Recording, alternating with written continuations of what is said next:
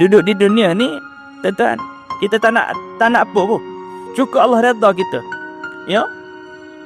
Siapa pun kita, apa pun kita, kat mana pun kita, cukup Allah redha kita. Inilah nilai manusia. Tuan-tuan, semua orang sedang kejar nilai. Ada orang kejar nilai harta, rupa, pangkat, jawatan, ya, pengaruh. Nilai manusia ni, bila mana Allah redha kita, kita jadi manusia yang bernilai. Kerana tuan-tuan, rugi je saya datang sini, tuan-tuan pandang saya, mati Allah tak pandang saya. Rugi je kalau tuan-tuan datang sini, semua orang pandang tuan-tuan, mati Allah tak pandang kita. Allah.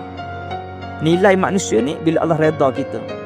Apa pun dalam hidup kita ni, janji Allah redha cukup lah. Kata orang kata, Ji, redha Allah boleh bayar minyak ke, Ji?